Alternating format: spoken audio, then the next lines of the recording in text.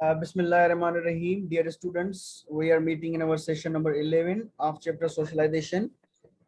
Beta, we will continue discussing previous topic that was agencies of socialization. Beta, in previous session number 10, we had discussed two agencies. Number one, family. Number two, peer group. In this session, we will discuss remaining two agencies, that is, a school and uh, media. Number one, we commonly think of schools as agencies that provide formal, conscious and systematic training.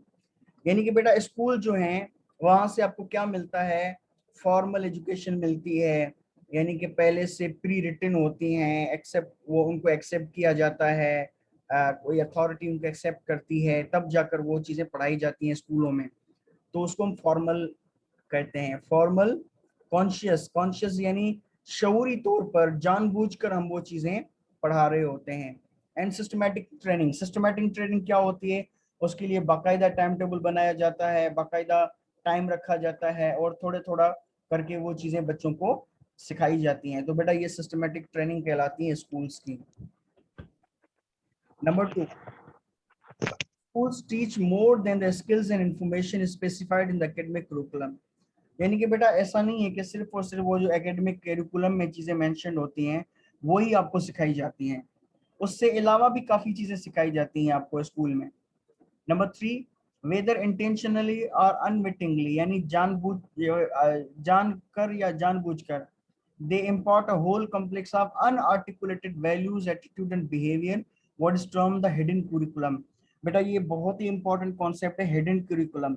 Hidden curriculum क्या होता है बेटा, ये वो चीजें होती हैं जो किसी सिलेबस में नहीं होती, जो किसी निसाब में नहीं होती, आपको बताई नहीं जाती कि भाई ये चीजें हम आपको पढ़ाएंगे, बल्कि पूरी स्कूलिंग के दरमियान में अननोविंगली ये चीजें आप में डाली जा रही होती हैं, आपको पता भी नहीं होता कि भाई ये चीजें मुझ में आ चुकी हैं। तो ये होती है hidden curriculum. Number four, students learn not only from the official courses of study. बच्चे जो है वो सिर्फ और सिर्फ ऑफिशियल कोर्सेज से ही नहीं सीखते, but from the physical environment of the school. यानी कि बेटा आप सिर्फ सिलेबस जो आपको पढ़ाया जाता है, किताबें हैं, आप सिर्फ उनसे ही नहीं सीखते, बल्कि स्कूल का जो माहौल होता है उस माहौल में रहकर भी काफी चीजें आप सीख जाते हैं। अब मिसाल है यूनिवर्सिटी का, अब ऐसा तो नहीं है कि आप सिर्फ और सिर्फ क्लास के अंदर ही सीख रहे होते हैं, आप यूनिवर्सिटी के स्टूडेंट से बहुत कुछ सीख रहे होते हैं, यूनिवर्सिटी के माहौल से काफी चीजें आपके अंदर आ रही होती हैं। बेटा काफी बच्चे ऐसे होते हैं जो एकेडमिकली भले वीक हों, उनको यानी चीजें ना आती हो जो सब्जेक्ट्स में उन्होंने पढ़ा होता है, लेकिन 4 साल यूनिवर्सिटी में रहकर वो बहुत कुछ मैच्योरिटी, बहुत कुछ सोच समझ वो अपने साथ लेकर जाते हैं कि भाई दूसरों का कैसे एहतराम करना है, दूसरों के साथ कैसे रहना है, गलत काम नहीं करना, ये सारी चीजें आप वहां से सीखते हैं। ये हिडन कुरिकुलम कहलाता है। अच्छा, physical environment of a school, attitudes teachers and peoples exhibit towards one another.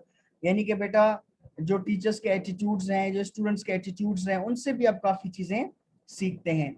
बच्चे मुख्तलिफ ड्रेसिंग कराते हैं, करते हैं, बच्चों की सोच होती है, उन सारी चीजों से आप बहुत कुछ सीख रहे होते हैं, सिर्फ किताबों से आप नहीं सीख रहे होते हैं।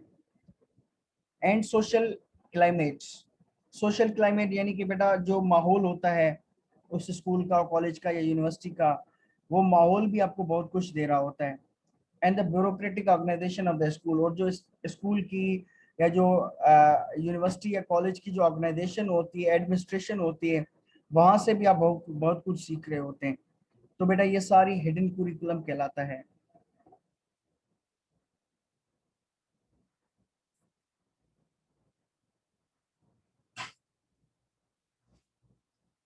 अच्छा बेटा, कोई सवाल स्कूलिंग के बारे में या हिडन कुरिकुलम कुछ शेयर करना चाहेंगे हिडन कुरिकुलम के बारे में? एनीवन? बेटा क्या सीखा आपने हिडन कुरिकुलम के कॉन्सेप्ट से, क्या सीखा है? Hello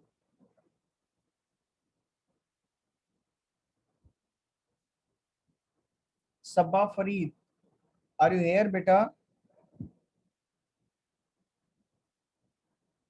Sabba Fareed.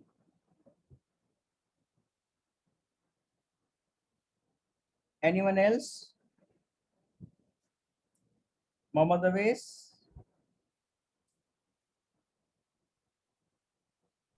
Yes sir, किसी भी इंस्टीट्यूट या किसी भी इंस्टीट्यूशंस की वहाँ पर जिस तरह की आपने यूनिवर्सिटी की मिसाल दी, मैं मदरसे की मिसाल दूंगा तो वहाँ पर रहने के तरीके, वहाँ का रहन सहन तरीका, स्टाइल, क्लासेस का टाइमिंग, मैं अजान के वक्त सबका खामोश हो जाना, नमाज के वक्त सबका अदब के साथ नमाज पढ़ना, खामोशी इख्तियार करना, असातिज़ा का अदब करना। मैंने सर अपनी लाइफ में काफ़ी सारी चीज़ें मदरसे से सीखी हैं जो मेरे ख्याल से जो हमें यूनिवर्सिटी और स्कूल वगैरह भी नहीं सिखाते। जी बिल्कुल। यानी कि बेटा एक होती हैं वो चीजें जिनके लिए आप जाते हैं कि भाई मुझे किताबें पढ़नी है वहां पे, वो होता है कुरिकुलम। और जो बाकी की चीजें जो आप कहते हैं ना, रहन सहन सीखना, उठना बैठना सीखना, ये चीजें हिडन कुरिकुलम का हिस्सा होती हैं, जो कि साइड में वहां पे मौजूद होती हैं, लेकिन आपको पहले से बताई नहीं जाती कि आप ये चीजें भी सीखेंगे।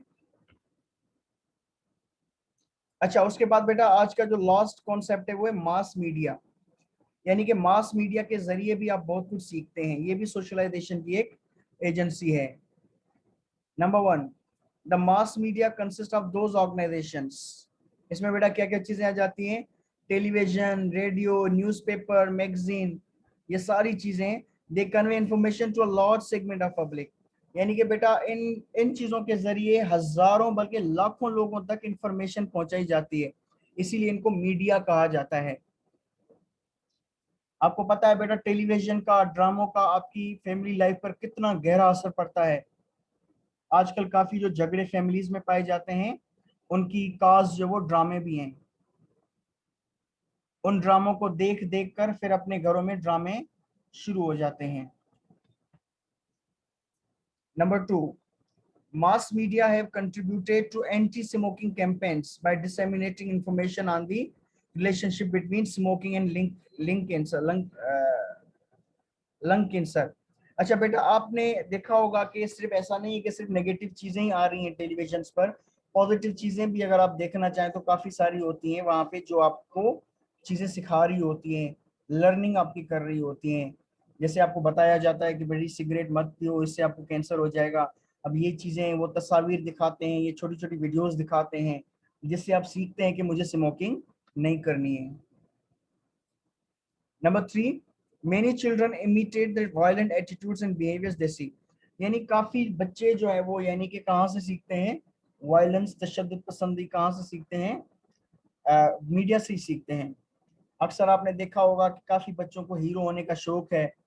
वो क्या करते हैं कि फिल्मों में जब एक्शन मूवीज में हीरो लड़ रहे होते हैं, वो बिल्कुल उनका स्टाइल अपनाते हैं और फिर बच्चों के साथ उस हिसाब से लड़ रहे होते हैं, फाइटिंग कर रहे होते हैं। तो ये कहाँ से सीखते हैं बेटा? ये टेलीविजन से ही सीखते हैं, फिल्मों से ही सीखते हैं।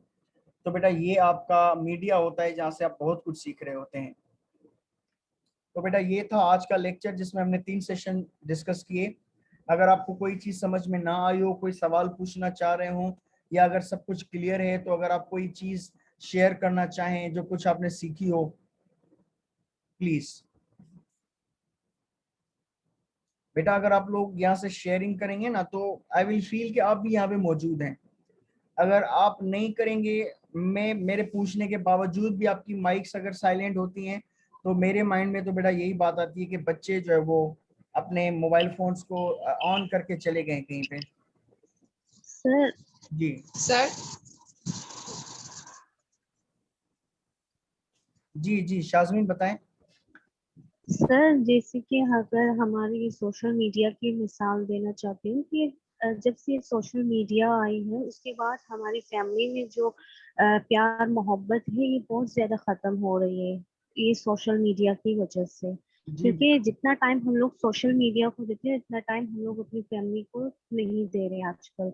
जब से ये इंटरनेट सोशल मीडिया की वजह से, और सिर्फ वो यही वजह है कि हम लोगों की इंटरेस्ट ज्यादा से ज्यादा सोशल मीडिया की तरफ चली गई है।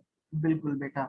वैसे देखें तो ये जो मोबाइल फोन्स और ये सारी चीजें लोगों को कनेक्ट करने के लिए आई थी, लेकिन इस सर लोगों को कनेक्ट नहीं किया बल्कि डिस्कनेक्ट कर दिया एक दूसरे से, जो एक दूसरे के पास पास। यस सर, जैसे कि पहले मोहब्बत थी, फैमिलीज में अंडरस्टैंडिंग थी, शेयरिंग थी एक दूसरे की फैमिली में, एक दूसरे के साथ जो शेयरिंग थी, टाइम स्पेंड करते थे फैमिली में, अब उस तरह हम लोग नहीं करते।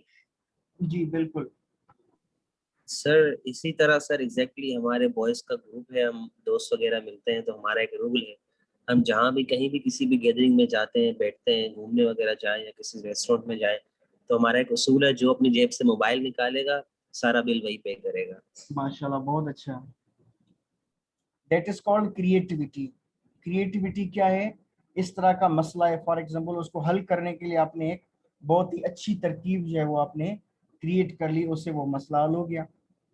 वेल डन बेटा। Anyone else? Sir for example school हैं, बच्चे स्कूल में जाते हैं तो अगर स्कूल से वापस आके कुछ गलत करें तो पेरेंट्स कहते हैं, एल्डर्स कहते हैं आपको स्कूल में यही सिखाया जाता है। तो सर माय ओपिनियन के स्कूल में बच्चा सिर्फ अच्छी तालीम लेने जाता है, तरबियत तो पेरेंट्स करते हैं। बिल्कुल बेटा। अच्छा, एनीवन एल्स? चले ठीक है बेटा, अगर आपका कोई अब सवाल नहीं है तो हम सेशंस को एंड करेंगे। और आप सबको ईद की एडवांस में मुबारक हो। ये हमारा ईद से पहले का लास्ट सेशन था और आज हमने ये चैप्टर भी खत्म कर लिया है। अब इंशाल्लाह ईद के बाद हम चैप्टर नंबर 5 स्टार्ट करेंगे। ठीक है बेटा?